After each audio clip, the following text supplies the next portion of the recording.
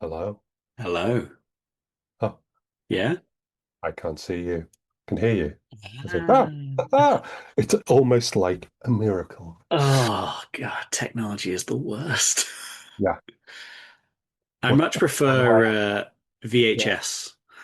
VHS. I don't mind VHS. C90 was where I was going with my head then. A couple of C90 cassettes. We'd have been fine. Would It'd be have taken fine. 4 days to record an hour, but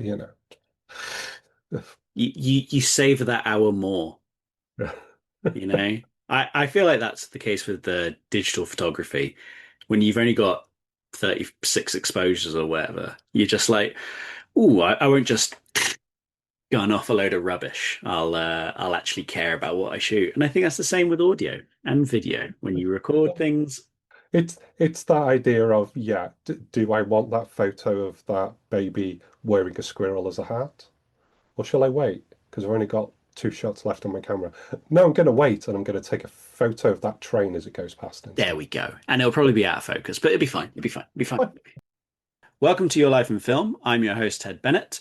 Today I'm joined with my guest, Dave Wallace, or David Wallace. Dave Beggs Wallace. Dave Beggs Wallace. Mhm. Apologies.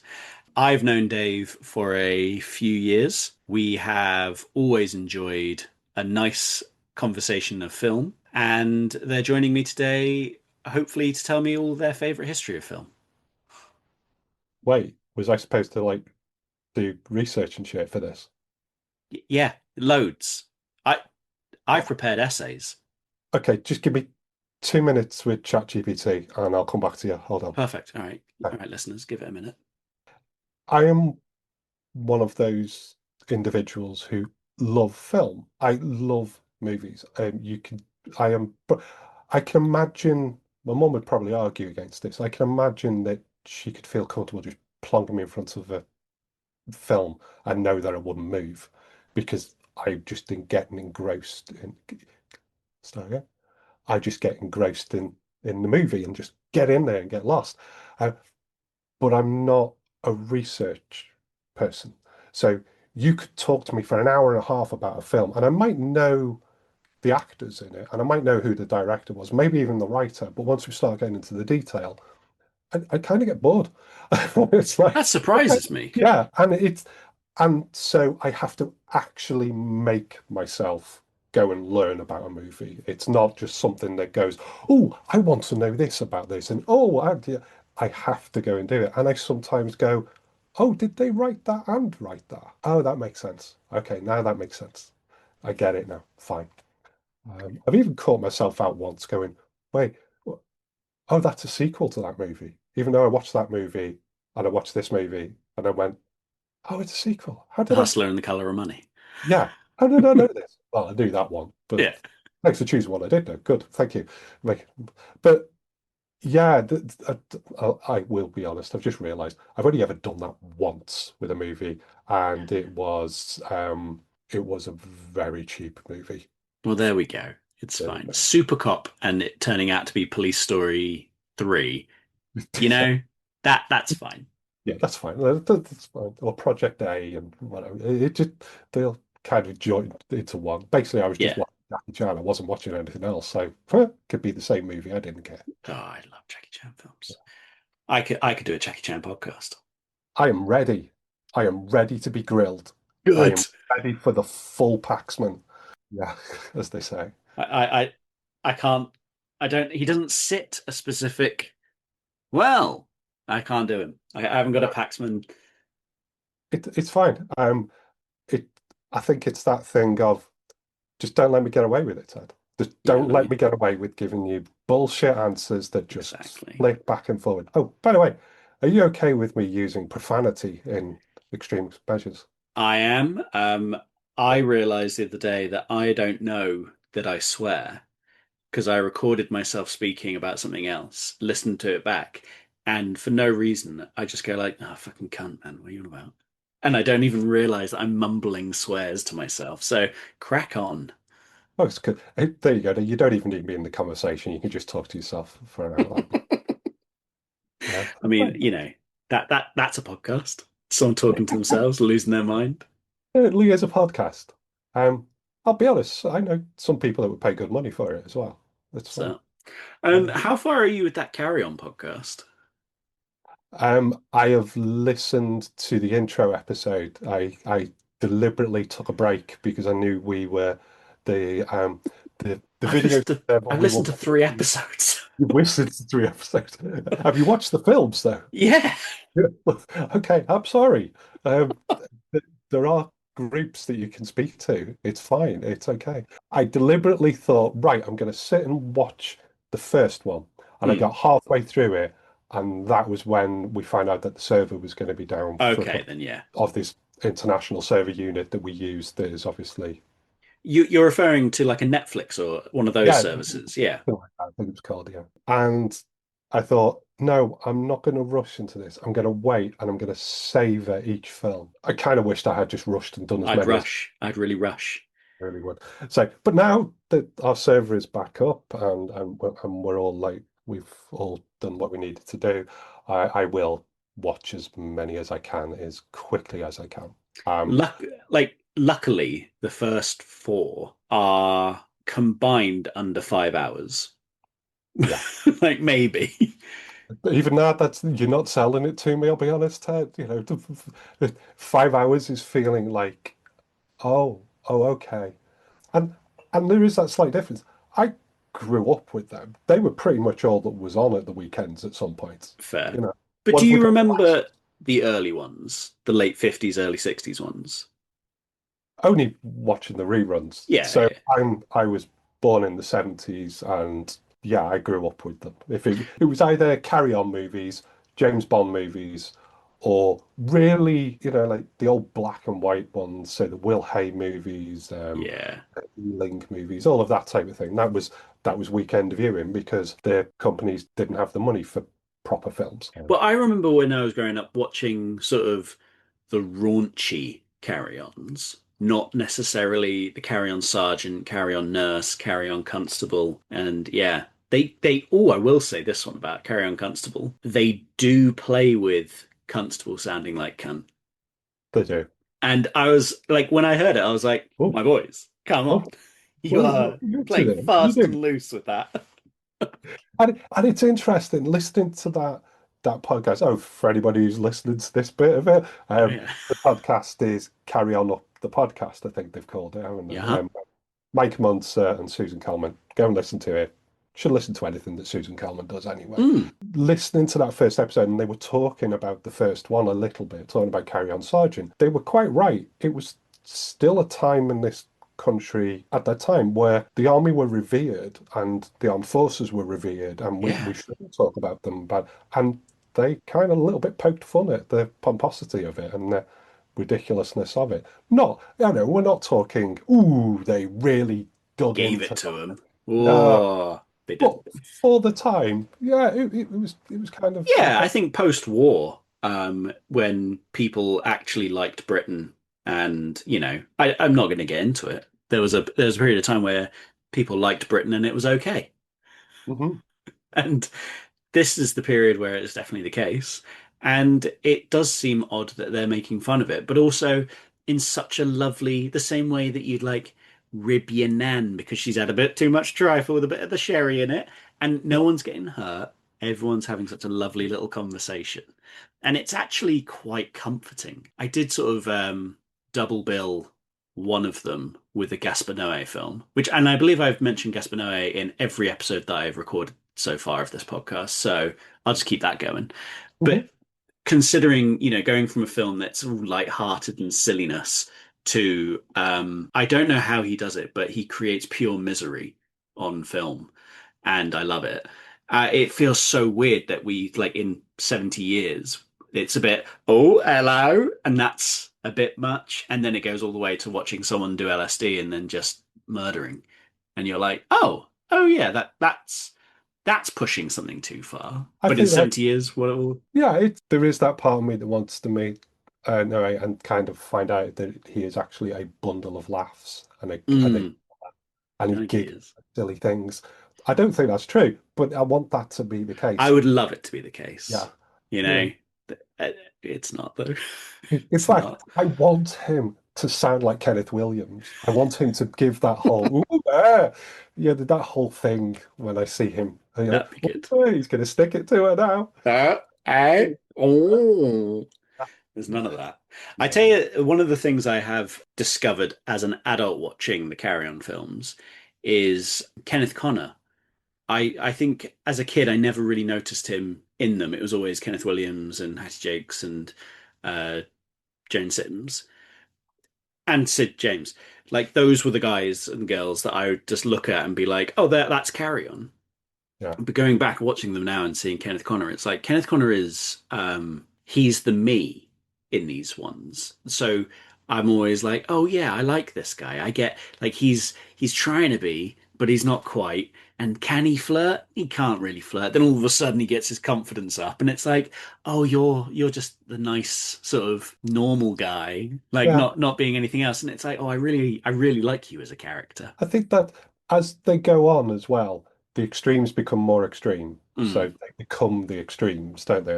And they kind of almost they become trapped in that. Oh yeah, yeah. if Sid James is on, he has got to be Oh, extreme, wait, he's got to give it the full. lechy, and everything.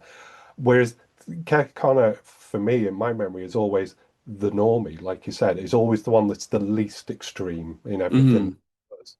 Mm, And then they kind of, it feels like he's our way in, like you said, well, he's us, he's our way in, and then we move to Jim Dale being the center of the attention because young, I don't know, pretty boy, I don't know if people would agree with me that, but he definitely that fresh-faced, hi, hey, yes. smiley, I'm going to make all the mistakes. And there is a slight move, and I think Kaneko's character then develops slightly differently, comes back. I'm making it sound like it was a continuous development. It isn't. It was each film was its No. own. You think, Yeah. hey, a series of film with the same director every time for 30 odd That movies. is mad. And the Yeah, fact that was it Nurse and Teacher came out in the same year. yeah, Like, they all right, calm down. That's bonkers. yeah. So come on, then where's your I want your 15 movies in the next 12 months. Oh, if I could have a tenth of the budget they had. Yeah. Yeah. Oh, I don't know actually. How much did they have? Too Oh, cheap for sorry, yeah. If I had a tenth of the money that the producer made, not how yeah. much he gave to everyone, but how much he made, then I'd be all right. I just But realized we're piggybacking on somebody else's podcast here. We oh don't yeah, pay. yeah. We'll settle this. Right, okay. Back into mine. Yeah, okay, let's do this. Yeah. So you mentioned earlier that you grew up on these films, being a child of the 70s. But what film was it that you first saw at the cinema? So that has been bugging me since you sent me through the questions. What film was it? And depending on who's asked me throughout the years, I've had one of two answers. And that's purely because I can't remember which one came first. So I think of a certain generation and a certain age, people won't realize that way back when a movie would come out, it would be on at the cinema, and then they would take it down from the cinema and put a new movie, etc. It'd be on for weeks and weeks and weeks, but Mm, then down. And then several years later, that movie would come back to the cinema because we didn't have right. video, we didn't have anything like that. You definitely didn't have streaming and so the first movie I potentially saw was a rerun of Disney's The Jungle Book. Oh, okay. I mean, that's a good one. Yeah. And I'd have been around six, 5 or 6, seeing that. And I can remember that, and I can remember being in the cinema. And annoyingly, I've just forgotten the name of the cinema, but it was in Birkenhead. It was an old cinema there. I don't think it's there anymore. But and the other movie that I saw around about that time was obviously Star Wars. Right. Yeah. And seeing that, I remember that. And we'll come back to Star Wars later as well with one of your other questions. But Okay. those two movies impacted me a lot. And they did impact my love of what film could be, even at such a young age. And when I look back on the films that I watched after that, yes, I went through the same as anybody of my generation. We fell in love with cheesy films. We got excited by people karate chopping other people all over the place, or kung fu moves being thrown in, and all of that. I am nothing if not predictable for that. But every film I've watched, all throughout that time, I've done a comparison to how I felt watching those, even now. And I barely remember what I did this morning, but I can still remember that feeling of watching those two movies. But which order, I don't know. I think it's so lovely that that's the feeling that's associated with being at the cinema for the first time. Because I don't know whether kids still get that. People just go to the cinema, and I don't know whether they still get the wonder. Whereas I remember the excitement. We're going to the pictures. We're going to the cinema. It's going to be amazing. And then when you Mm. watch something like The Jungle Book, which is such a beautifully put together animated film with wonderful songs and, all of that kind of gubbins. My brother also looked a little bit like Mowgli when we were growing up, so it kind of was even more fitting. Um, for any of the listeners, me and my brother do have Indian heritage, so I wasn't being frightfully racist. He No. did he did just look like a little skinny Indian boy. But we we would watch these films and they would bring such joy. And then to understand it, not just to watch a bit of TV and watch a film, watching a film on the telly and being like, yeah, that was fun. I liked that. But then to watch a film at the cinema and then sort of, I'm lost in this story. I have become a part of it. I don't know what's going on around me, and I can't not think about this afterwards. I have to think about like that song and the way Baloo with the bear and the tree, or like with Star Wars, it's just sort of like this big old space opera. You get so sucked in that you just want more of it. Like, how do I get back there again? I want to get back in there. How do I get back in there? You got to go see it again. All right, then I'll go watch it again. And then you're like, well, I didn't notice that the first time. And you get so excited for everything that ever happened. Yeah. So it's wonderful.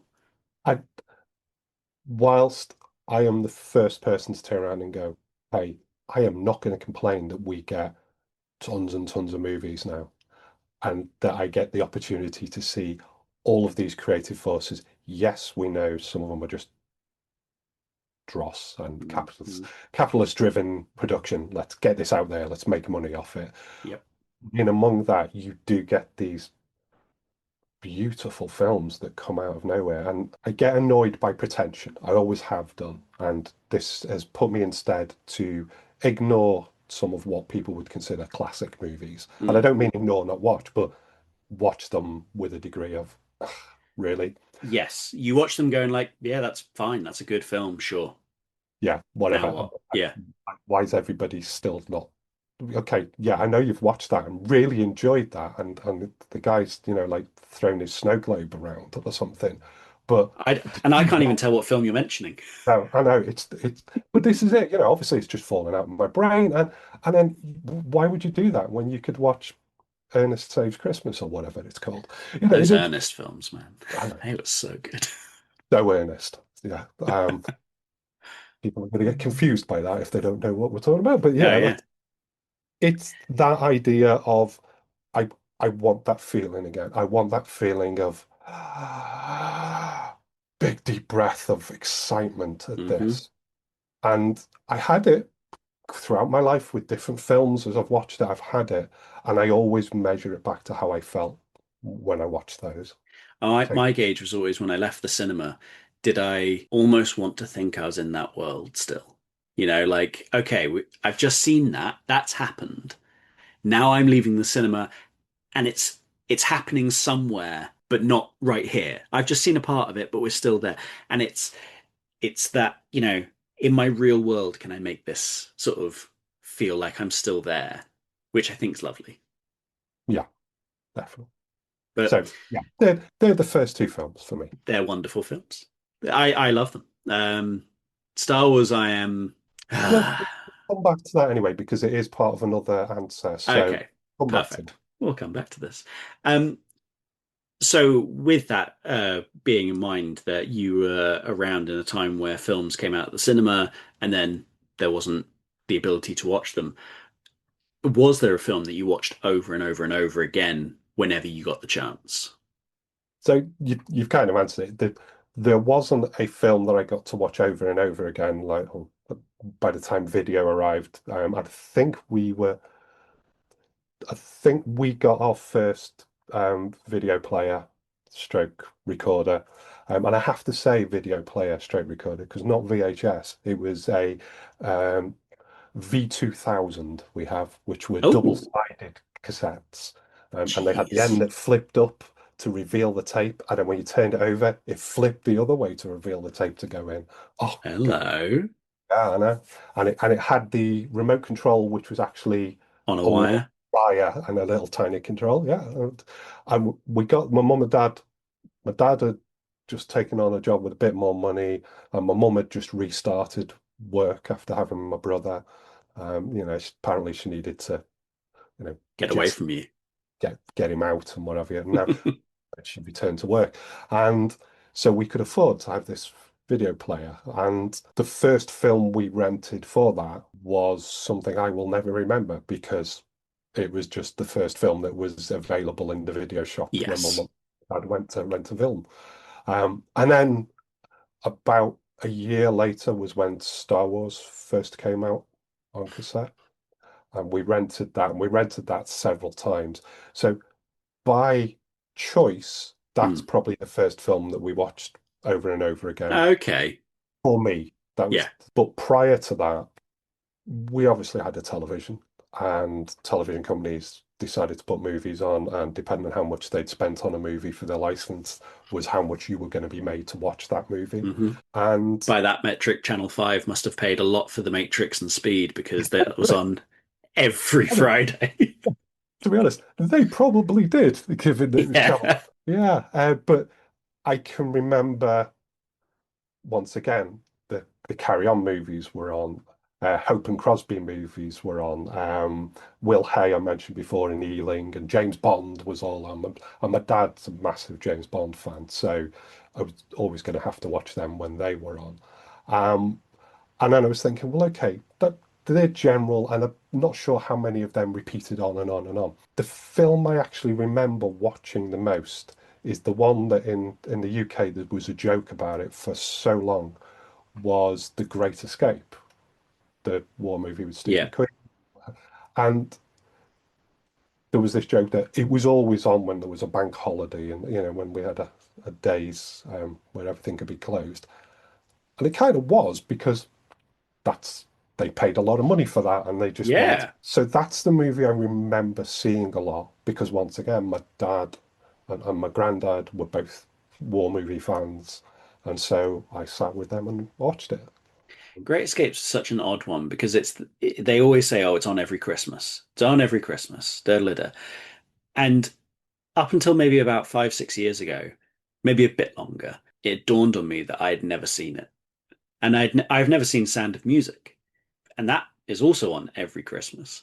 And it's just because, yeah, they're on every Christmas. So in my head, I'm like, well, because you used to get the radio times or whatever, and you'd circle what you wanted to watch over Christmas. Like, okay, if we go to this channel on this time, we can get to this channel, we can record that, and you do all that. And I'd be so focused on my programming that I had scheduled for myself. When every time I saw like, oh, Sound of Music, I'm not gonna Great Escape, I'm not gonna, because I just thought they're on every year. I don't care. What's new? What's new? And then I've Yeah. never seen these films. Great Escape, I eventually watched, and I was like, well, this is wonderful. It's an interesting film. Yeah, It's a film of several parts. I'm not necessarily sure they all join together well, but doesn't it, matter. it's a fun film. And I hate to say that about a war movie and the fact that people who were in that position didn't have all of that fun. That No. But that and kind of ties in with the Carry On Sergeant thing, where although it is war and it is all technically miserable, and national service would be quite scary, there was an attitude that they wanted to convey, which is like, yeah, but our boys will get through it, you know? So even if it is, yes, you're in this fucking POW camp and it's shit, you can still have a bit of fun, can't we, gents? And it's like, I guess that's a nice attitude to have. I don't know whether it's because it's a double-edged sword of, well, we shouldn't make light of a situation that is miserable, right? But also, we should encourage people to make the best of a situation. So, if you can have the attitude while being a prisoner of war that actually I can make this in itself better than yesterday by playing sports, by digging a hole, and all those kind of things, then maybe we should try and encourage that. But you also don't want to be like, but war is shit, and let's Yeah. not encourage it. They try to do that by having all of all of the guys being shot at the end that theoretically should have gone, Yeah. oh, let's just take them out of the truck and shoot them all. And yeah, okay, that's it. But we still end on Steve McQueen Mm. playing with his balls in a dark room. If you haven't seen the film, this has now made you sit there and go, wait, That's what? it's exactly as it sounds. It is. So go and watch it. And it's a much longer film than Mm. you. uh, I watched it quite recently because somebody else wanted to talk about it, and thought, right, okay, I'll watch it. It's been a long Yeah. month, and I saw it and went, "Gosh, this goes on for a lot longer than I remember it did." Um, but it was a fun film. I enjoyed it, and I enjoyed it as a kid. And I enjoyed it because I could see my dad enjoyed it, Yes. and everybody's relationship with their family is different. Mine's no different to anybody else's insofar as they're a good and they're a bad. Yeah. But I that's one of those good memories. It was either if he was watching James Bond or he was watching Great Escape. And by the way, for anybody's listening, my dad's still here. My dad and my mum still are both around kicking each other or kicking somebody. I don't know, but they are around. So, but that's a good memory for me of being with my Mm, dad. I agree. When I spoke to someone else on a previous episode, and he still has his father around, and for a film night every now and then. His dad's in his 80s. Sam is a gay man. Like that's not going to be a shock to his dad. His dad knows. His dad is quite a conservative farmer, so obviously there is that sort of duality of like understanding and acceptance. But Sam had just bought the 4K of the Searchers and said like, "Dad, do you want to come over and watch the Searchers?" And his dad's there on the couch watching the Searchers, sheds a tear at the end, and Mhm. Sam's just like, "Yeah, me and Dad watch films." Like for that period of time, whether it's a couple of hours or not, it's you're watching a film. You're there together. You're having a lovely little journey together. And there's something about it, something about the communal aspect of watching a film with someone that you either do or don't have a complicated relationship with. For those moments, it doesn't matter. Whatever we're doing, and even if we hate it at the end, and we both go, "That was a pile of shit, wasn't it? It was a pile of shit," Yeah, and you can just rag on it for like 20 minutes, and it's like, "Oh God, yeah, that was so nice," and like like my dad introduced me to loads of films just because he talked about Blade Runner. He yeah. loves Blade Runner. Oh, well, what's this Blade Runner film? Oh, there's a new box set coming out of all five editions. I'll get my dad that as a gift. Then I'll watch them all. And then it's like, well, this is excellent. And I actually prefer this version, not this version. And dad will be like, oh, well, I remember this version from when it came out. So I'm like, well, I'll watch that version now. And then Yeah, it's like, it's so nice having, I some families don't watch films. I don't understand those families. But yeah. I'm I sure don't they've got get, their moments. I don't you get know, that. and I can, one of the problems that I have, and people who know me won't be surprised at this, I don't remember a lot of my life. For various reasons, the part of my life I don't remember very well. But when there's a movie involved, I have that clear understanding because of the emotion involved in it. Mm. So it's an emotive thing. You know, I can tell you the first time I saw Beverly Hills Cop was sitting in the lounge trying to have dinner with mum and dad. And I was playing it in the background because we'd rented the video and was playing background. And my mum sat there and went, "You could switch that off now," within like 5 minutes of Eddie Murphy expressing himself. And my mum going, "Yeah, Da-na-na-na-na-na-na-na. you can switch that off now. That language is not acceptable." And that was at the moment where I was thinking, I'm going to argue this because I'm, teenage, I'm going to argue it. And my mum went, "It's not acceptable at the dinner table." And I went, wait, so it is acceptable, just not at the dinner table. Okay. That impacted me so much of, Okay, so you're not telling me I can't watch it. You're just saying I can't watch it while I'm doing it. Okay, I'm cool with that. Let's. That's completely acceptable. Yeah, my mum and dad introduced me to movies that they loved, and my nan and granddad introduced me to movies Yeah. they loved because we used to go to my mum's mum and dad a lot. We didn't see my dad's mum and dad; they were much older and Right. they further away. But spent a lot of time with my nan and granddad, and my nan loved musicals. So I got introduced to things like West Side Story and Nice. anything of that ilk. Mm. Um, even looking at things like Singing in the Rain and that type of thing. That is something that I am so angry with past me about. For years, my mum wanted to show me Singing in the Rain, and I'd always be like, nah, I don't want to watch that rubbish. And then one day I watched it, and I realized how such a fool I was. It's now one of my absolute favorites. I've seen Singing in the Rain at the cinema. I own Singing in the Rain on like 8 mil film because it was like, no, no, no, I got to have it in film and tangible. And it's the annoyance of like, oh, you were such a child. You should have just watched it. It was so good. But Ted, you were a child. It's Yeah, okay. It's okay, Ted. yeah. I'm giving you And permission. It's okay. I obviously wouldn't have appreciated it as a child either. Oh no, and this is the thing I have to be honest about. At the time, yeah, West Side Story. What? Yeah. What's going on? Where's the I blood? They got shot. Why isn't there blood? What's going I on did here? appreciate musicals when my mum showed me Blues Brothers. Far too young. Shouldn't have watched Blues Brothers when I did. Yeah. But because of that, I was very much like, ooh, oh wait, musicals don't have to be all like romance and silliness and sort of a bit amdrammy. You know, they don't have to be theatre. They can be just normal songs. I was like, oh, and these guys are hilarious. Who are these guys? And then dad sort of being like, well, this is this guy, this is this guy, this woman is this comedian, this is someone else over here, this is music.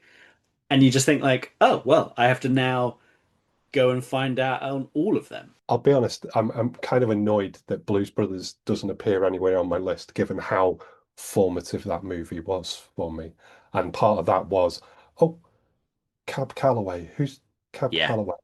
So I knew people like John Lee Hooker and people like that for sure. Blues and But stuff. Donald Duck Dunn? Yeah, Donald Duck Dunn. What?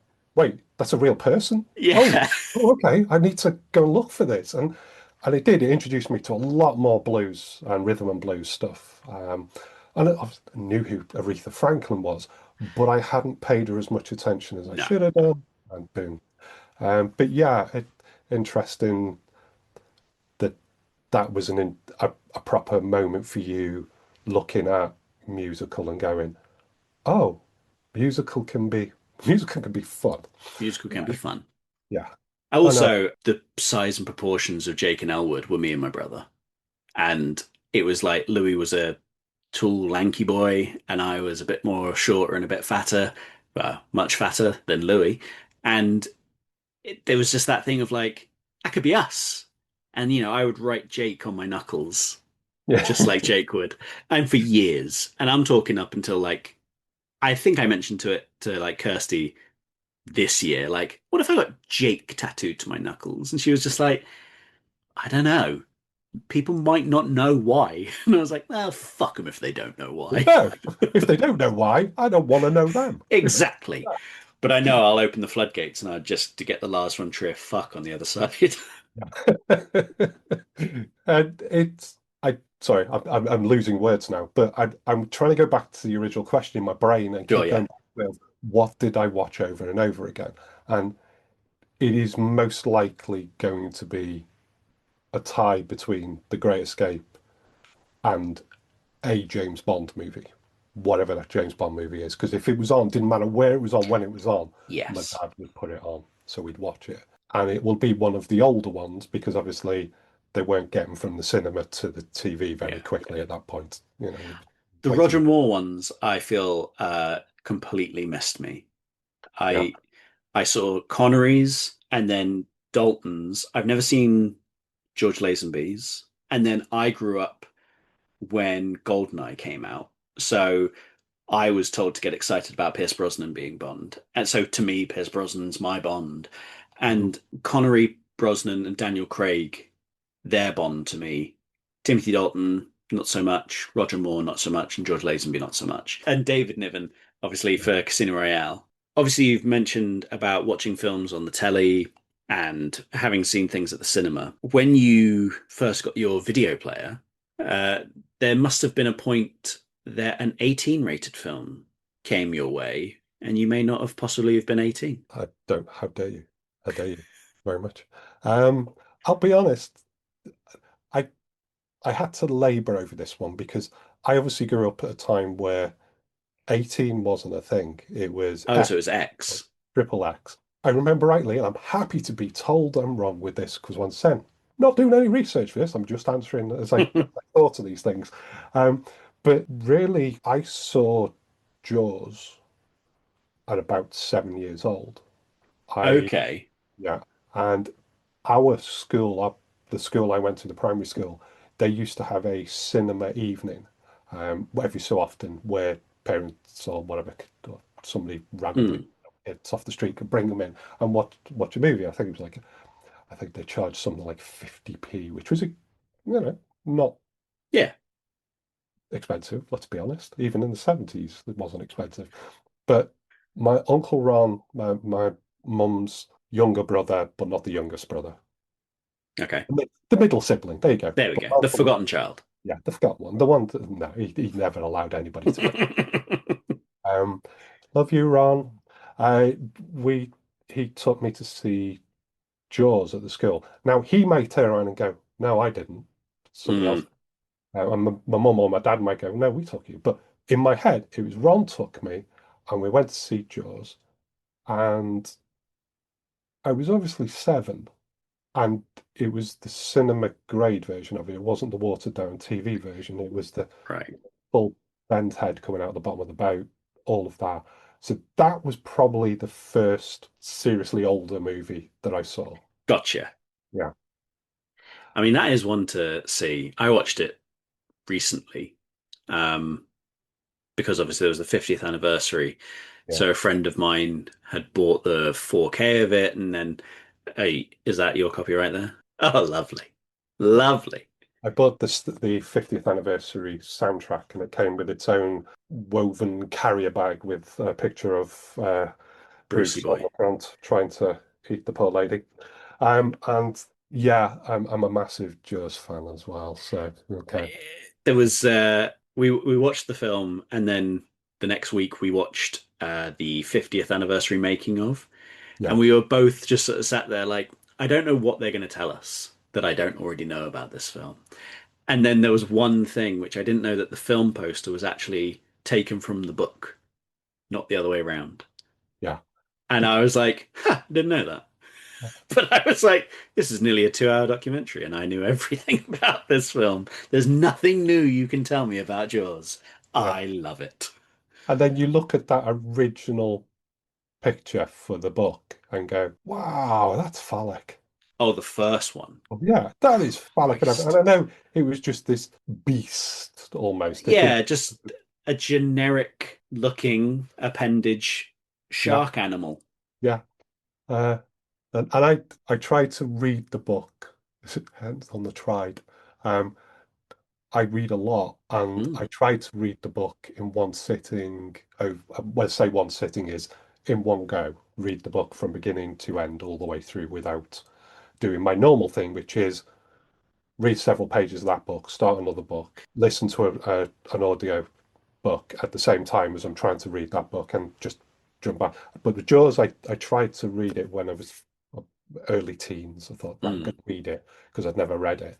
Um, and that was the moment that really slapped home for me how much a director and a screenplay writer can take right.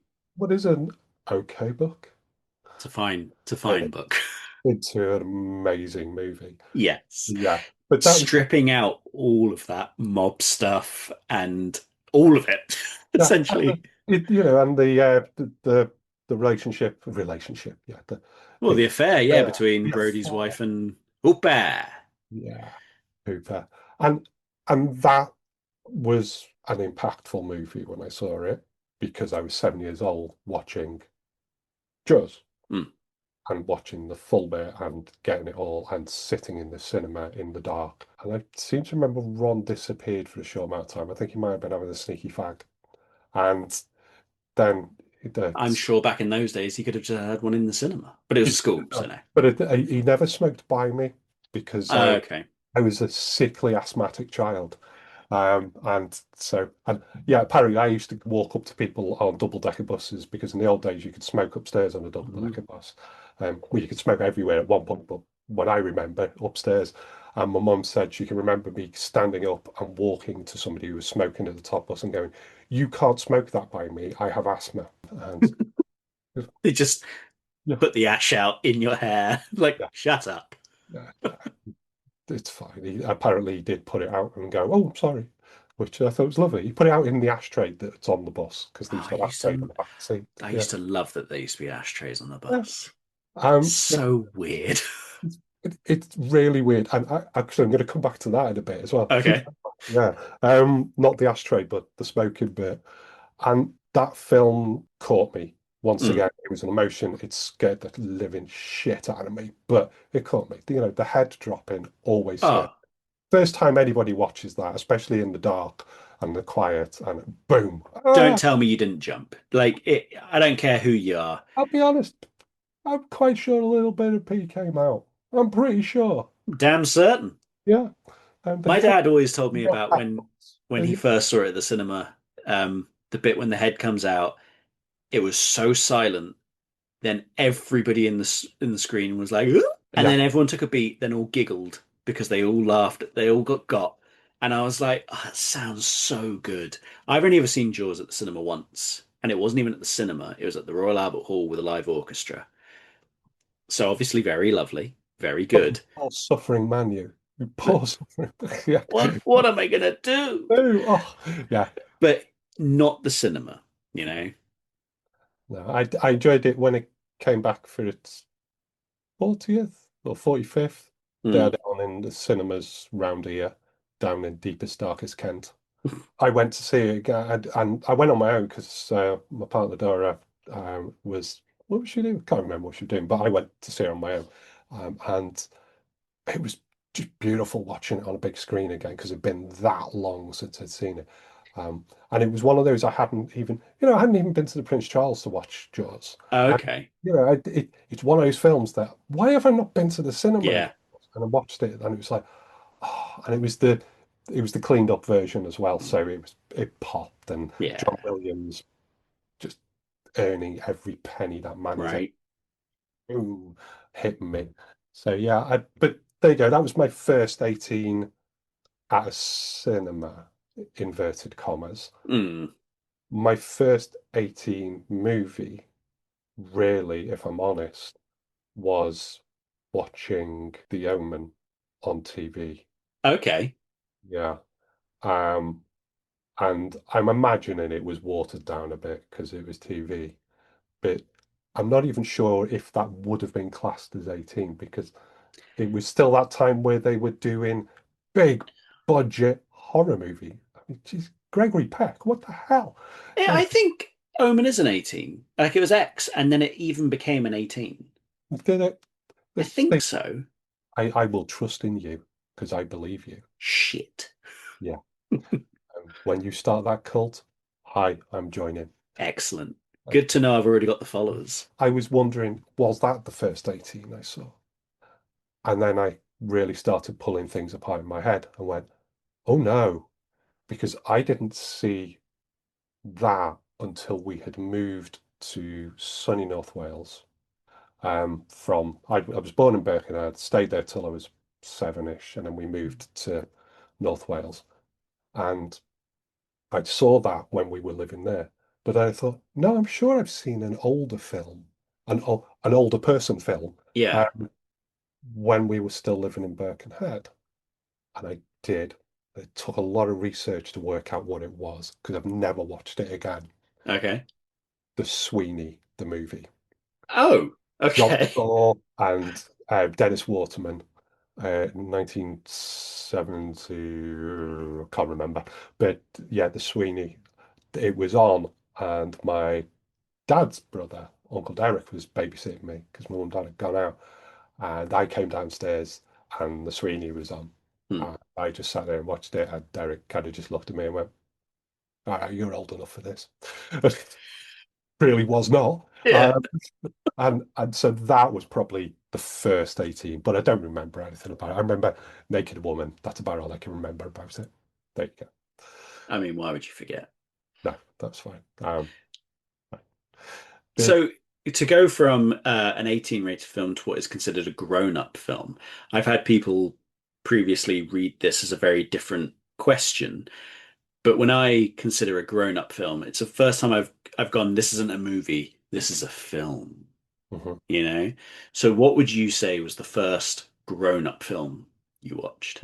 This was the second hardest question for me to answer out your list, I'll be honest.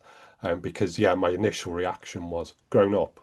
Wait, so you just mean adult? No, you don't. You obviously mean film that I watch. Hmm. I'm But not talking pornox.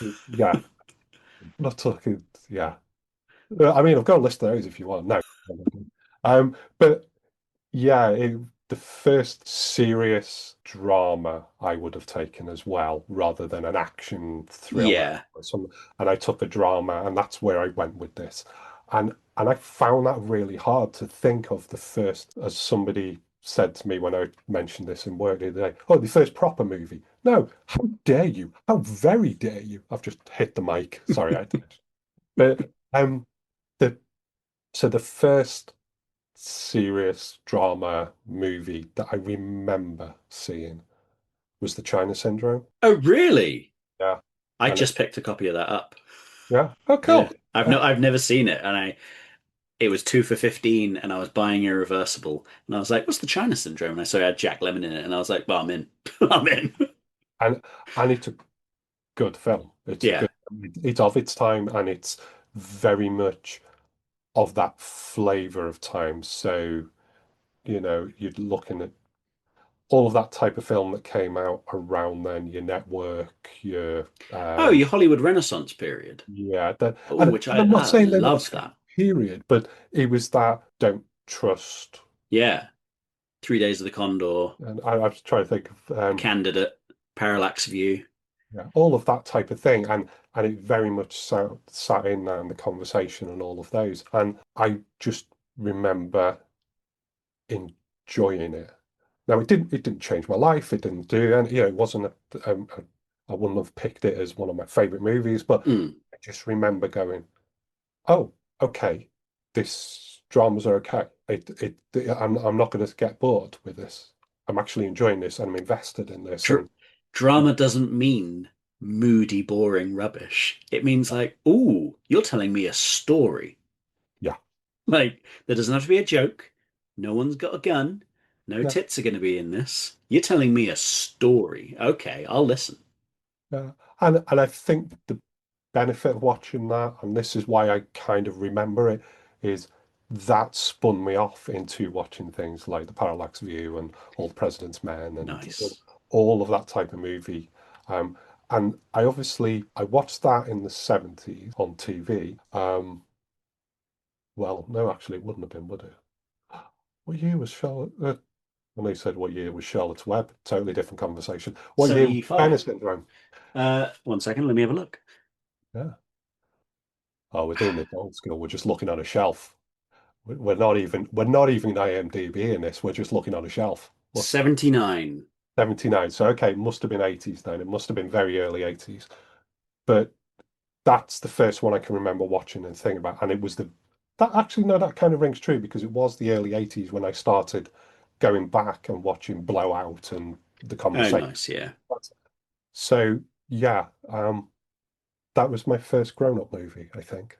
I think. It's very weird that I recently picked it up and haven't yet watched it. But Yeah, what I plan on doing is whenever anyone mentions a film that's on their specific answers, not so much just through chit chat. If I haven't seen it, it's going on my Letterboxd. And if you would like, I can link your Letterboxd in the description so everyone can follow and see what you're watching. I will say this: I have stopped writing reviews. I did a period where I was trying to write reviews and I've stopped and I just now give things scores. And I find that more interesting because I've had a Yes. couple of people look at it and go, why the hell would you give that four? Yeah. Why have you only given that one? Yeah. And it's like, I well, don't we have to can talk justify my about that. answers. We can talk about it. I'm not going to write. We can have a chat about it. Yeah. Yeah, that's I'm 100%. I'll only ever write a review if it has annoyed me or I love it. And even then, I will just be like, nah, did not care for that. no, And that's all I'll give you. that's fine. I did write a review for something recently. I can't remember what it was, and part of that was these individuals were amazing. Oh, nice. There you go. That's Credit the where credit's due. tag. Yeah, but yeah. So yeah, I will share my link, my letterbox, but definitely. But yeah, that there you go. That's my first grown up movie. Nice. So, you've mentioned a few films, and I think Star Wars is potentially what the next answer is going to be. But what film holds a special place in your heart? Not Star Wars. Well, cancel the podcast. It's over. Yeah, I'm sorry, but I am coming back to it. In one of Oh, your questions. God. Yeah, you know what the questions are, so that's on to you. So I have a list for this. I'm very sorry. I tried getting it down, and It's I fine. have a list, and they're all for different reasons, but they all have a really special place in my heart. And I'll start with not the oldest, but the one that I think for those of us who like a certain type of movie, we'll just get why. And that's Evil Dead 2. I am a Gen Xer. What can I say? It just hits me. I am a horror fan. I am a fun horror fan as well. I love me some gore. I love Bruce Campbell. Bruce Yeah. Martin. Sorry, it's a film that, and it was the very first video that I bought from a video rental. They were selling off their stock, and I went, oh, Evil Dead 2. I'll watch it because I hadn't watched it at that point. And this video shop was closing down. I hadn't Mm. been to the cinema to see it. I'd only seen bootleg versions of Evil Dead, which were probably cut as well a little bit, let's be honest, at that time. Video nasty time. Yeah. Whoa. Um, but I That's sat another down, podcast we should do. yeah. All the Oh, video nasties. oh, video nasties. That Yeah. would be all. That'd be Uh, sick. so yeah, I Evil Dead 2, and I watched it on video, and that was the first time I'd seen it, and I just kind of collapsed into this movie. It made me laugh. It scared me a little bit, but it Yeah. just the fact that it made me laugh so much at it as well, in a good way, not laughing at it, Yeah. laughing With it. with it. Yeah, and so Evil Dead 2 has a embedded place in my heart and always will do. I love that movie. So We, yeah. we are a Evil Dead 1 household, Okay. just I'm so you know. We have a framed poster of the Evil Dead in the bedroom. That's cool. I like how there's no other artwork in the bedroom apart from a framed poster of Evil Dead. We've got a Ash action figure in the display cabinet over here. I've got my VHS copy of Evil Dead 1, which I still have. It's Evil Dead 1 and 2. Works of genius. I just love And them. I love Medieval Dead. I love Evil Dead 3. I really do. But it's not those two movies. There's nothing to It's be. not, no. Even if it's a sequel, yeah, I know, but it's not. And I really love the remake. I Yes, absolutely that was a hands down. Fede Alvarez's 2013 Evil Dead was excellent. Had no right to be that good. And At all. that film just Evil Dead 2 all the way. So there we go. Nice, That's one nice. in my heart. Sorry, there are more to come. Keep going. Beast with Five Fingers, black and white horror movie. Okay, don't know this one. And William Castle? I don't know if it was William Castle, Peter Lorre, Vincent Price. I'm trying to remember who else is in it, but it's fine. It's not even a film I've rewatched. I've never rewatched it. And the reason it holds a place in my heart It's because you've is never rewatched it. no, it is possibly the first black and white horror movie I watched as a Right. child. I was being babysitted. Once again, my mum, dad chose some really awful babysitters. My dad's mum and dad were looking after me, and it was late night horror on Halloween, I think it was, and Beast with Five Fingers was one of the episodes, one of the films being shown on BBC Two, and we sat and watched that, and at that time thought, Yeah. what is this? This What is is all. going on? Yeah. So that holds a place in my heart for a specific reason. I don't need to rewatch it. It's fine. I'd hate to rewatch it because I think I would ruin the experience, but it's there. That's good. Yeah. I like that. I like that you don't need to rewatch it. The amount of films I've almost ruined for myself because I've watched them again as an adult and I've gone, ugh, that that's not that good actually. When it's specific time and moment, like I think we've discussed this in the past, but Sergeant Kabuki-Man, NYPD. Yeah. Yeah, I turned that on once. I woke up in the middle of the night. It was on Channel 5. I had no idea what the fuck was going on. There was a bit of nudity. There was a guy turning into a kabuki guy, and I was like, the fuck is this? I never saw the full film. I don't ever want to see the full film. It is one of those that I think it benefits from late night catches. Yeah. A lot of films that I saw with late night catches. And I realized, no, I don't think I need to go back and watch that. Though Um, I was saying this to Kirsty recently, and a few other people actually, I miss telly. I may have already said this already, so I might cut this. I don't have a TV license. I fundamentally disagree that they should be allowed to send you out TV license threatening letters. yeah. But I don't have a TV license, so I don't watch TV. But I miss just turning over the channel and a film being on and being like, "Oh, go on then. Where are we? I know what happens. I'll watch this." Or being like, "The fucking hell is this?" And discovering. I never discover films that way.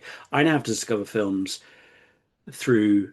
I bought the box set of all of Peter Strickland's films, and I'd never seen Caitlin Varga, and I watched it, and it was lovely. It was wonderful.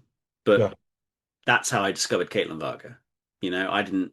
I was just trying to remember the name, and I should have remembered the name. It was really embarrassing I didn't. But Alex Cox had a series on over time, and I think it was either BBC Two or Channel Four. I can't remember Hmm. which one of those channels. And he introduced movies, like things like Alligator was part of it, and he did a whole series of It's Alive, and things like that. I watched Sanjuro the other day, Yeah, and there was an introduction with Alex Cox. yeah, And and then I went to watch it, and then it said like this contains spoilers. And I was like, "No, skip that then." yeah, come back to. But watch it. Alex Cox introduced me to a lot of movies that I hadn't seen, and it's not like he introduced me to them as in, because of Alex Cox, I never saw these movies, but he introduced me to a way of appreciating Yes. some of those movies that I might not have gotten into, and I did. And there were people before Alex, there were people after. Even, I mean, Jonathan Ross is Yeah. responsible for me watching a lot of movies as well. But Alex Cox, he watched the type of movie that caught me, John Sayles movies and things like that, that just caught me and brought me along. I think that was that thing of late night TV grabs that I could just go in and go, "Oh, yeah, I wouldn't have Mm. seen this otherwise." It's Alive. I didn't see It's Alive until I saw it on one of those. I can't remember whether that was Alex or Jonathan, but one of them showed it, I'm sure. And I went, oh, wow, this Yeah. is basement level stuff. I love this. Love it. Yeah. And Love it. yeah, Alex Cox, respect to Alex Cox, Yeah. basically. Yeah. Also watch Repo Man by Alex Cox. Brilliant film. Yeah. I was about to say, like, the man didn't just talk film. No, He made film. he got so yeah, Evil Dead 2, Beast with Five Fingers. Um, third and fourth ones are the last one. Promise no more than that. Sure. My third one is Night of the Creeps. Oh, really? 80s again. Night of the Creeps. Um, I can switch that movie on anywhere in the world and watch it and stick through it all. And there are very few movies like that that I have to rewatch the entire thing. Yeah. There are movies I can dip into and jump out of and go, yeah, I'll watch it till the end. I'm looking at Fifth Element or Copycat, films that aren't particularly amazing films, but I'll stick with them. Enjoyable. Yeah, but yeah, Night of the Creeps. I love that movie. that movie Uh, thing. It's perfection. It's perfection for that type of movie. Do yourself a favor, watch Night of Creeps. I won't spoil it because you will enjoy it from beginning to end. I Excellent. promise you. It is right up your alley. And that film means a lot to me. It really is always in my heart. Evil Dead 2 is in there for Yeah. a reason. Beast with Five Fingers is in there for a reason, and my last one is in there for a reason. But Night of the Creeps is just because it's Night of the Creeps. I even started drawing for a t-shirt of it at one point because I wanted to create a t-shirt around it and realized I'm really bad at drawing still. So I thought, no, I'll leave that. I'll get somebody who's better to do it. And then the guy I was going to get to do it, he closed down his company. So it's like, oh, Yeah. fair enough, whatever. And then my final one is Into the Wild, Emil Hirsch. Um, That is an interesting one. I was not expecting that to come out. uh, I know it's always an interesting one, people, because people have asked me before. Okay, Dave, you like movies and shit. What's one of your favorite movies? And I go Into the Wild. And I'm like, Eddie "Oh, Vedder's soundtrack yeah, is I know. It's just like faultless. beautiful, and it's Yeah. awesome. Emil Hirsch is amazing in that. Yeah. The fact that he puts himself through such hell to do it as well, Mm. once again, and the fact that it's true in inverted commas, Phil, because a lot of it is guesswork. Let's be honest. Yeah. Um, I think I read the book. Christopher McCandless, I think it was. Yes. Alexander Christopher McCandless, Supertramp. that was the guy's name. Isn't that terrible? I couldn't remember his name for a moment there, but Mm. yeah, and that movie was the first time I had deliberately watched a movie that I, number one, knew was going to make me cry buckets. Number two, wasn't going to give me a happy joy, joy, joy feeling. Mm. And I watched that movie and I actually did come out with a happy joy, joy feeling because they made it so well that it was the hope at the end of it. Yes. I'm dancing around it because I kind of don't want to ruin it for people, but it is that idea of a young man in 70s, 80s, decides that he is going to go and live. He's had enough. Well, he's just going to go and live in the world. He's had enough. I'm done with the world. I'm just going to explore the US. And he goes off and he ends up in the Alaskan wilderness and it doesn't have an happy ending. But it kind of does because of what Mm. a movie maker does with it. And it's down to the movie maker. The choices made, Do you know who directed it? yeah, just spot on. And most of everything that they deduced came from he wrote his own little Yeah. notes for himself. A journal's probably too much of a thing, but he wrote a lot of stuff down. Yeah. Yeah, Because that's the thing. He was writing things down about the local fauna and flora and sort yeah. of like they weren't notes about living, they were just notes about what he can and can't eat. And they obviously took poetic license anyway because hi, we need to make a movie that's interesting and engaging. But it is it's a beautiful movie and Yeah. it's a bad movie, but you do come out of that going, the world can be better. And that, especially at the moment in Mm, the year of our lost calendar 2025, some of us need that. Probably can't watch it again because it would destroy me.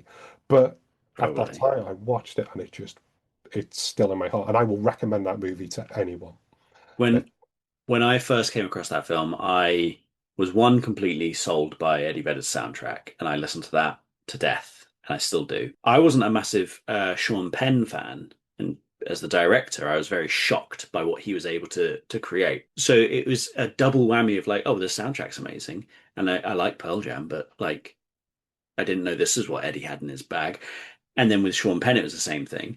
Then Emil Hirsch just being like, well, I love this guy, whatever he's doing. Turns out he's slightly problematic, yeah. but his performance is very strong. Catherine Kinnear's performance is excellent as well in there. But it really tapped into my sort of wanderlust sort of feelings of that time and that age. I just wanted to disappear myself.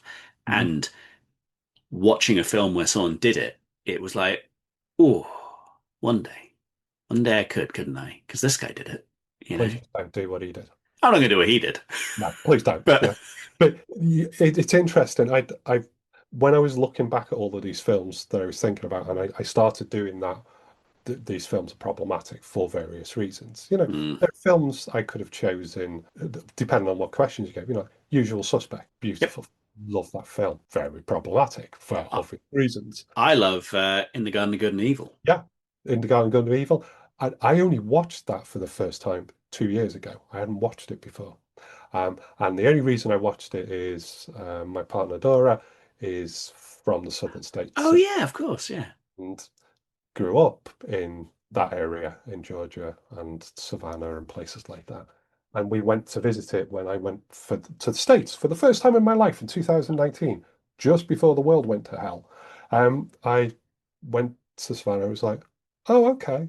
I've seen now where this is. Mm, And I got I spoke to somebody who knew Lady Antebellum and all of those different things, and it was like, okay. So I finally watched it, and I went, "This is brilliant. I just really hate that I like this film."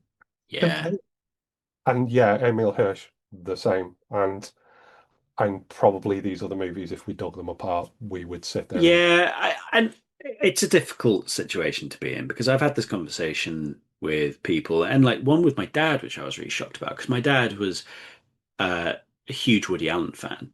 Mhm. And whenever you'd sort of say like, yeah, but you know, da da da, my dad would be very quick to dismiss that and just sort of be like, yeah, well, you know, and it always felt like he was hand waving. And recently we were talking about it, he was very much like, yeah, man's not good. He's not a good man. Yeah, But, you know, he made these films. And you have to remember, he didn't just make these films. Teams of people made these films. Will I watch Manhattan? Probably not. Would I watch anything new that he's done? Definitely not. Will I rewatch Sleeper every now and then? Yeah, of course I will. I love that film. Will I watch Small Time Crooks every now and then? Yeah, I love that Woody Allen film. yeah. There It's are, go on, yeah, there are filmmakers and actors that you can watch. You probably don't watch anything that they've done new, unless the person that they did something horrible against is with them on screen at that exact moment and you're like, I now know that that's not okay. What was happening behind closed doors? I don't know if I'm okay with watching this. Whereas if it's, well, that actor has done something horrible and it's been exposed, they'd probably done it before you'd noticed that. So it's the performance you should be looking at. mhm. So if you can make good and watch those things, enjoy. If you can't, enjoy as well, you know? I am a great believer that after suddenly advertising on here and saying, "Oh, it's a beautiful film, go and watch it." Great believer of I will not give people money who've done that. I'm sorry to the others that have been involved in movies Yep. with them, and that's That's terrible. the unfortunate And price you pay being connected to that person. I will only watch them if the figures for me watching them don't count to anything and Yes. don't count to anything. And So I buy a lot of secondhand DVDs, yeah, and that to me is like, look, you're never going to get the money now, you mhm, know. So I don't mind. I tell you the one that recently really got me. I really wanted to watch Creed 3, mhm, and it's just when the Jonathan Majors came out, and I'm not up to date on the whole Jonathan Majors case, so I don't know whether what has or hasn't been found out. All I know is something came out about him. It seemed very obvious that he was in the wrong. And I was like, well, I guess I won't watch Creed 3, which is a shame because I absolutely adored 1 and 2. I say adored. I really enjoyed 1 and 2 and I love Michael B. Jordan. mhm, And I was like, I can't do it. Can't do no. it. I can't go to the cinema and watch it. That's No, it. somebody was talking about local cinema. Were talking about having a Marvel run. They were going to try and do, but mainly stick to the big movies as they Yeah. saw them. So, you know, Avengers and Avengers Age of Ultron. And I went, no, I'm not going to give cinema money to that. And I know that money probably will never make its way back. Mm, But the fact that I've contributed to something that we hadn't worked on, yeah. I find it difficult. I got annoyed because a podcast that I think I may have mentioned it earlier, but a podcast that did about Buffy the Vampire Slayer. And I loved Buffy the Vampire Slayer. I was not its age demographic. I was a bit older for Right. obvious reasons, but nothing like that was around at the time. So it was like, Yeah. oh, no, this is great. This is funny. This is great. Blah, blah, blah, blah.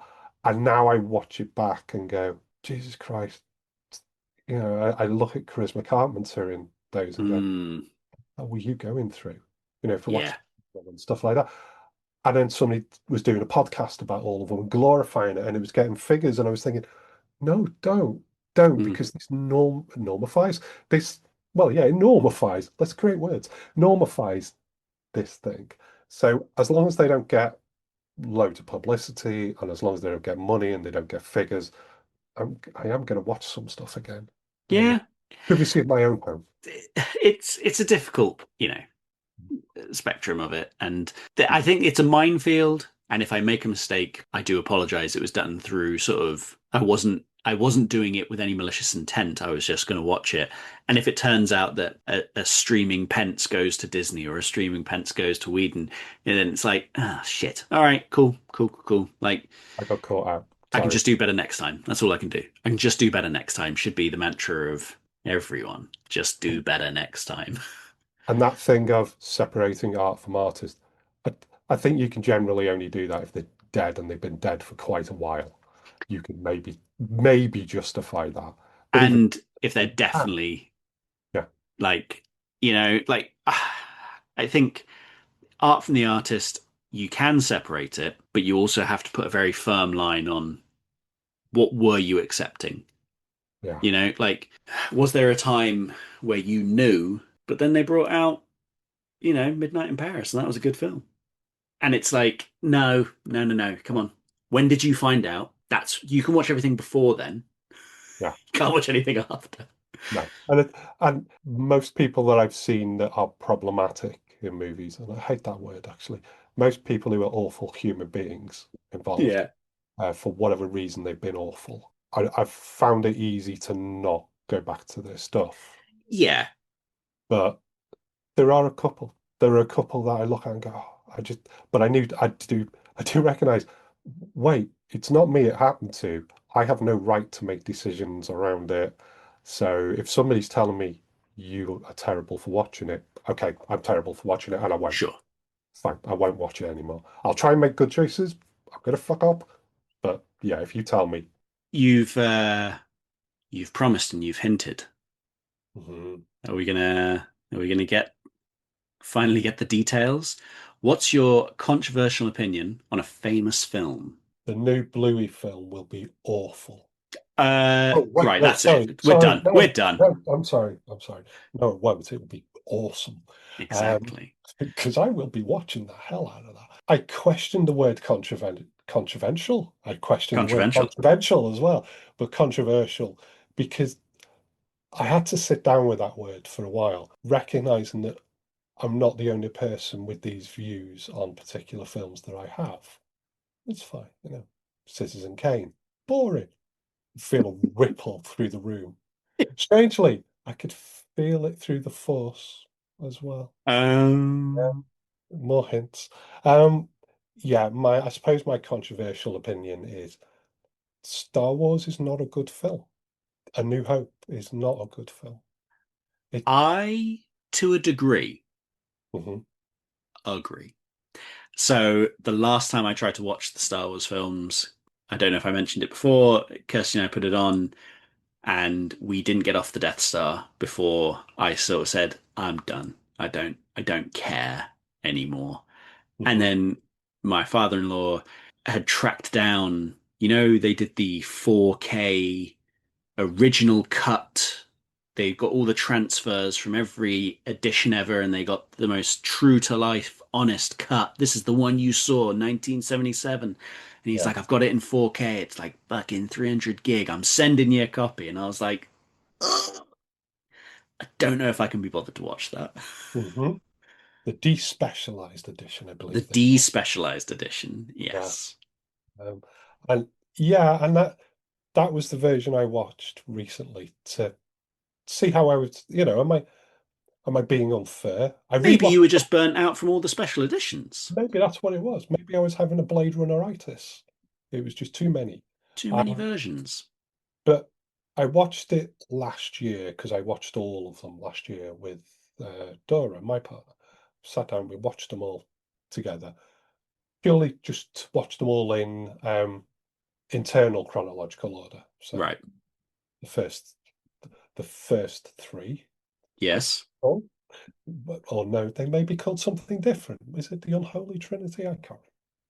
But we watched them all, and I recognized about halfway through Star Wars, and yes, once they were leaving the Death Star, there was that moment of, am I bothered about the rest of this? I And know then what's coming. I know what's coming. Am I really that bothered? Yeah, okay, we'll stick it through. We did, fine, whatever. And I thought I need to watch it again because am I just burnt out with the story because I've seen it so many times throughout, or do I actually think it's not a good film? And I Mm. realized what it is. It's technically not a good film. It it's so far Yes. as sorry, George, but it's not very well directed. No, Some of it's the not. acting in it is not great. I'll be honest. And hey, I love Technobabble. I'm a Star Trek fan. Gotta love Technobabble. But I'm sitting there cringing slightly at some of the Technobabble in that. And special effects, I will defend till the day I die. The special effects, especially for that time, amazing. But the thing that really hits home for me is the story is a very simplistic story, which in itself isn't bad. Not a problem for me at all. I love some films that are simplistic story. It's derivative, which of course it is, because it was meant to be. It was meant to be a homage to what had come Hidden before. Fortress. Yep. It was all of that element. It was swashbuckling, which it was meant to be. It was also supposed to pay homage to the pirate movies and things like that. But it's still not a good movie. And I can't get over that fact now. Now I've sat down and actually realized that's my struggle, is it's not very well made, even for that time.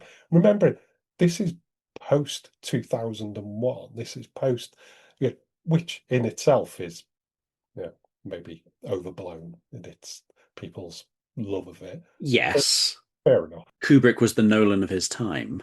Yeah. And hey, I love me a bit of Nolan, but On not all. occasion. Yeah, on occasion. Yeah. The more I try to damp these feelings down and hide them, the more they scream out of my lungs and go, no, Dave, live your truth. Your I truth is Star Wars is okay. It's I've had this with a couple of films recently where I unfortunately don't think The Matrix is a very good film anymore, but only because I think we've seen better sci-fi that's incorporated features of it since, you know? And yeah. not massively better, but when you go back and watch The Matrix now, it's actually a bit cringy. It's like, oh God, oh yeah, that you were the first guys to do it, but that's been overdone now, and it feels a bit awkward to watch. I Mhm. think Star Wars might be in the same camp. And I kind of agree that it did a lot of things first. It also took a lot of things that it didn't do first, but we've seen it better since. And as a whole package, Empire Strikes Back is a better version. Oh yeah. But As a whole package, it's a better film. It's a better thing. if we look at the whole plethora of movies, having sat and rewatched them all recently, Mm. Empire Strikes Back, Rogue One are the better movies. They're the only two that I think if I was going to watch a Star Wars film, they are the only two that I'd watch without regret at some point. Yeah. Because Not I'd put not on Revenge of the Sith yeah. and No, then be it's like, fine. oh God, this is still on. Yeah. Watch a Ewok movie. Your life's complete then. No But chance. yeah, no. Yeah, and I kind of enjoyed, yeah, I did enjoy Revenge of the Sith. I did enjoy it. I thought, great, somebody is just making a decision to, yeah, I know you all love this, and I'm going to keep some of the stuff you love, but I'm making a movie that wants to tell a story, and this is what Mm. I want to tell. And I'm the director, and I want to tell this story. This is my And story to tell. yeah, I feel it got far too much hatred, that film. I Yeah, think I everyone loved ragging on the Phantom Menace, and Attack of the Clones wasn't great. It was for the time they were perfect little selling toy films. mhm. And I think no one was willing to accept that Revenge of the Sith was good at the time. And it took three bad sequels to come out 20 years later for them to go, actually, Revenge of the Sith is all right. And it's like, yeah, it's all right. It's all Mm. right, you know? Yeah. And and I have no problem with the fact that it was George Lucas doing those three films. That's not my problem. And I know for a lot of people that was a problem that Yeah. yeah, George didn't have it in him. The best film of the entire series was not directed by George Lucas. And then now the second best film of the entire series, also not directed by George Lucas. That tells you what you need to know. Hmm. But I do think Revenge of the Sith works. It just works as a good movie. It's got all that baggage. That's the problem. It's got all the baggage. And whilst Hayden Christensen in Attack of the Clones, a little bit cringe, but he's also working with what he's got as well. I mean, He that delivered it. script's not, that's not a tight script. There's only so many ways you can say I don't like sand. And he had to do it 30 different ways, I'm sure, in tie that movie. Mm. That's all that movie is, isn't it? Him talking about sand. That's it. I think so. I saw something recently where someone pointed out that him saying he doesn't like sand isn't anything to do with sand. He's from a sand planet, and he had to witness like the atrocities to his family, and that's why sand is the reminder. And when I read that, I was like, "Oh, that line is actually a bit heavier than I thought." I Oh. was like, maybe I need to go back and rewatch it. And then someone underneath the comments was like, "If only they'd made any other efforts." And it was like, oh, "Okay, If he'd have had sand in his hand with a splash of blood over it, just yeah, some imagery but no, it was just not the greatest script. And then Revenge of the Sith, Hayden Christian is actually starting to get comfortable with that role, and you can see that. And by then, obviously, Ewan McGregor is, yeah, he totally is Obi-Wan at that point. And I yeah." really enjoyed that whole journey of that movie. Do I think the cop out at the end with Natalie Portman dying was done really badly? Yeah. You know, how can Leia say, I remember my mum, I remember her She being was beautiful? always very sad, but Yeah. yeah, she's What for screaming in the pain. yeah, for the millisecond that you saw it before. Yeah. Yeah. Okay. Adora and I had an argument about this the other night when I revealed to her what I was going to say. And she went, no, I think you're being way unfair with this. I said, yeah, but that's how I feel. And you and I, we've already talked about it. It's about how I feel with movies for me. I do love watching the technical ability, and I can sit and really appreciate when somebody does some amazing stuff with our perception and our understanding of language all of that's amazing to me, but I still have to feel the film. And my feeling around Star Wars is a huge amount of nostalgia for it. As we've already said, it was either that or the Jungle Book that I saw first Mm. and it was that we watched the most times on video when we were able to rent it on video. And yeah, we also give it a lot of leeway as well, especially when we look back at it in isolation as that period. We hadn't had movies that were swashbuckling in quite that way. No. Since the pirate movies and Yeah. things like that, we hadn't had anything that was that da da da da. I'm gonna swing. I'm gonna save. I'm gonna do all of this. In Western cinema, we hadn't had that, and so that's why it captured. And also, wait, all this is in space as well. Mm. And it's not like space was a new thing. It's been No, around but for at least a space couple of million years, I'm sure. easy. It's been on the Yeah, telly. yeah. But with the space as well, it wasn't like when we were in any other sci-fi TV show, Mm. you're on your ship, and then for your one episode, you're on one planet. That was it. This gave you multiple planets, cutting back and forth, space station, doing all this. You got the scale of an entire series of Star Trek. You got the scale of an entire series of Battlestar. You know what I mean? It's they're all the scale wise. It really did feel like, oh, this could be a big galaxy multiversal. We're watching all of it unfold in our very eyes. But then that was used better further down the line, and even with just with the next film along, Empire blows it out of the water for scale, for impressive technology, for acting. Everyone gets better at acting. Mm. Like it's not like THX was, oh, that was George's introduction, and then he gave us Star Wars. I think it should be looked at with the next step. I think Star Wars was our little introduction. Then he gave us Empire, and we were able to go, ah, that is what could be done. But Yeah, I think everyone looks at that first Star Wars and is very much like, that was the beginning of all of it. It's like, yes, but a child's drawing on the fridge is their first painting. mhm. It, They'll eventually become very good. We don't have to count that first one. and I look at some films, and we know that the diminishing returns is always sequels and never really going to be Mm, good. We've seen that, but that's because in most of those cases it becomes a studio driven thing, which isn't always bad. And we do give studios a lot of flack because of some really bad studio interference and what have you. mm. But it isn't always a bad thing. There are some films that have been saved because of studio intervention, let's be honest. This was one of those examples where the first film was good. It introduced this whole thing, but then you give it to a seasoned director, Someone else. Gil, who could then take it and play in that sandbox and produce something way better. Give Yes. it that darker feeling, that whole idea of shit ain't good. Well, I Yeah, think that's something that both George and Stephen struggle with. They both have that Peter Pan complex where they want the child wonder. But when you create something that's childhood wonder and it's in an acceptable environment, then you don't need to go too dark. You don't have to do it. You can have the same fears and make you feel like you're really small again.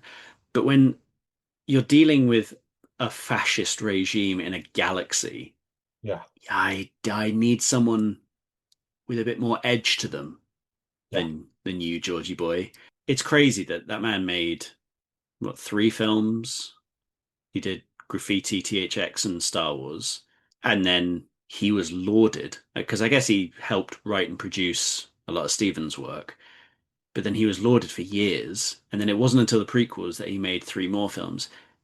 Like he hasn't made that many films. He's not that good of a filmmaker, yet he is considered this genius. If anything, he is a genius businessman.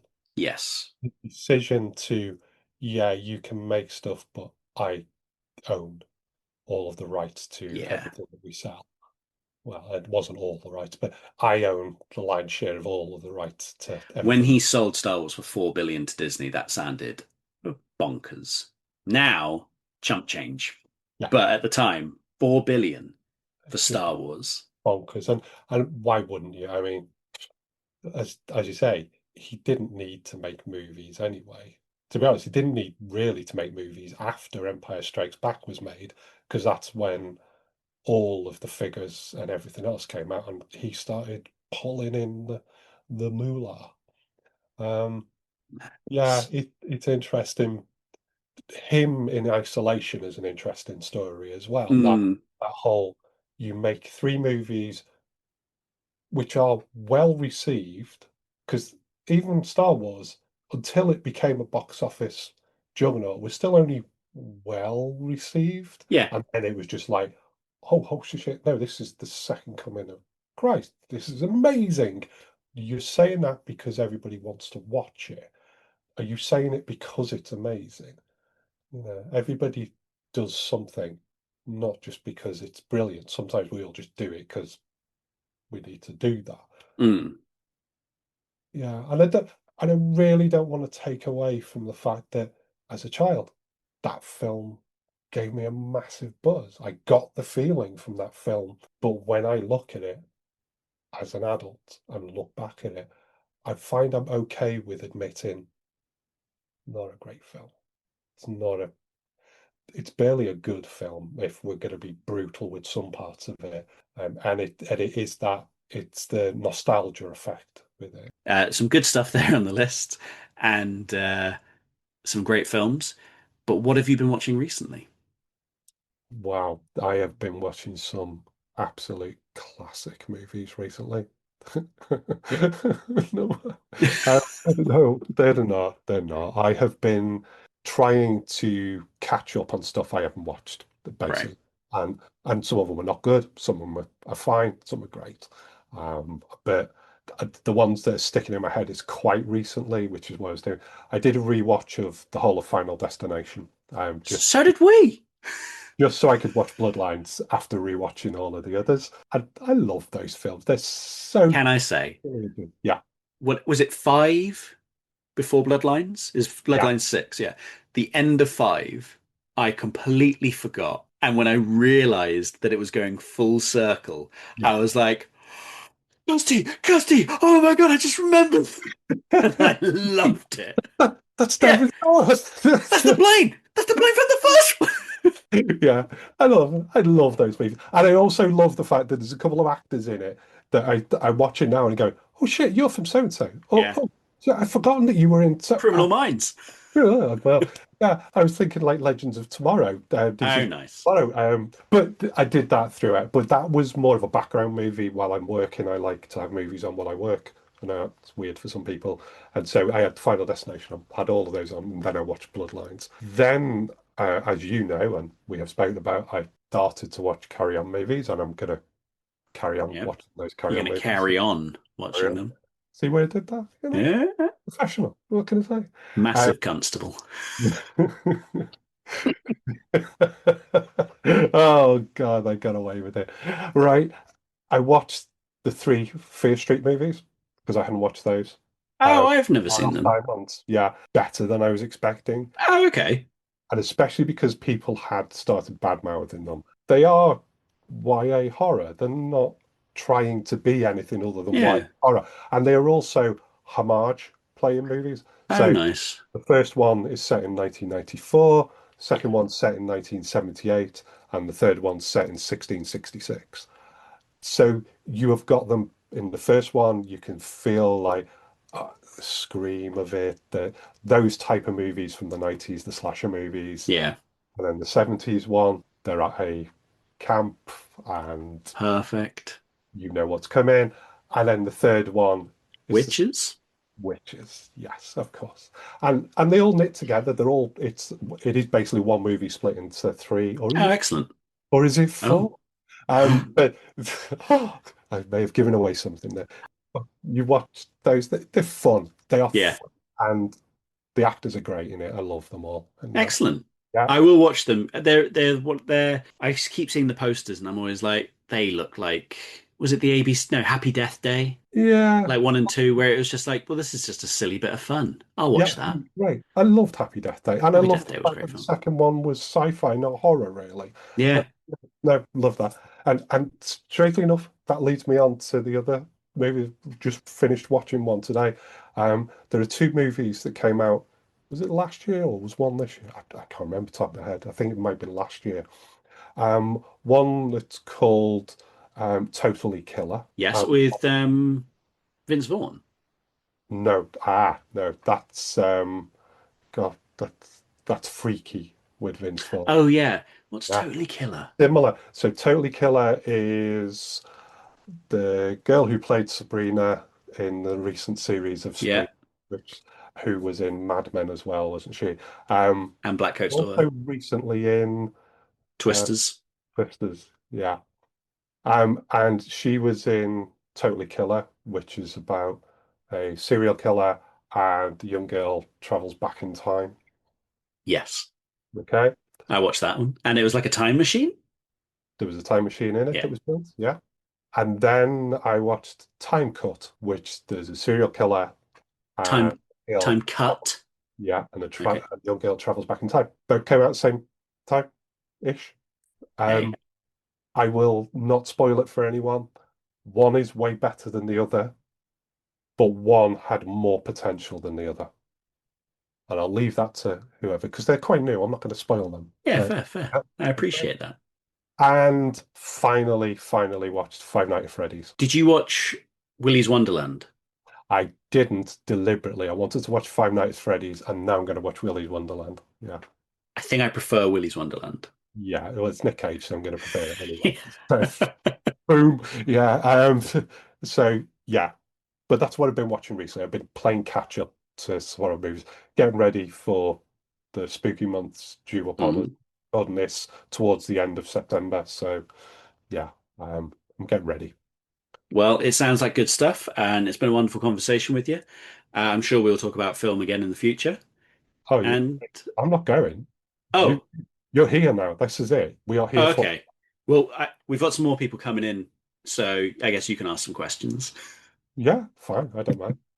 You assume I have a life. This is it now. This is No, it. no, no. No, we're all just watching films and talking about it. There's no life here. fine. No life for this. Yeah. No life for But us. thank you very much for having me on. I'm still shocked and a little bit touched that I was invited, or were you just bored and thought, shit, Dave will do. Yeah. So thanks everyone for coming Yeah. on. Thanks. Okay, as long as I'm in my place. Nice. First round pick you were. That's not a lie. That's true. Yeah. Oh, first round. Okay. Okay. Yeah, yeah, I'm in for that. Thank you. yeah. All right, then, my friend. I will look forward to seeing you soon. I have nothing to plug because I have nothing to plug. But hey, if anybody wants to find me on Letterboxd, Ted will put the link in down below Damn right. Well. because I can't remember what I'm down as on Letterboxd as I'm sitting here. That's terrible, isn't it? No, But it's the same. I, All I remember is that my photo on Letterboxd is a photo I found of what looks like a little girl done up like a much older woman, but like yeah, a more glamour shot of her like hand on the chin, looking all fancy. it is. And I was like, maybe not glamour shot, but I was like, that kid kind of looks like me. It's very weird because I did look at it and go, gosh, why has he got a picture of an older woman? And then it took me a moment going, oh no, no, that's not an older woman. That's a, oh, Ted. Oh, Ted, we need conversations, my man. It's Anyway, Edwina. I was Edwina for a while, so that's fine. It's okay. So yeah, lovely to spend time with you. Thank you. Um, excellent. keep watching movies. Keep watching them. This has been a Lovable Road Productions podcast. Thank you to everyone that listened. If you want to help out your life in film, then download it, like it, share it, and give the pod a follow. I didn't realise till starting this that a download is the way they measure success and not just a listen. So, listening means nothing. Make sure you check out my guests on their socials, which will be in the description of the episode. Take a look at my letterbox. I've made a list of all the films that have been mentioned on the pod. There's fucking hundreds. So you can find some good films there. Yeah, there is some good ones. There's some fucking weird ones, and I love them. Quick shout out to some of the podcasts I'm listening to. Caliber 9 from Outer Space. That's Robin Joe's. That's really good. And then The Villain Was Right. That's a great fun. Check that out. If you really want to be a mensch, give me that money. There's a link in the description. It'll explain it all. But a download and a share is excellent, and I actually appreciate that a lot more than you'd think. We currently have no sponsors, but I am open to them. I'll shill anything. I don't care. This has been a Lovable Road production. Thank you for listening.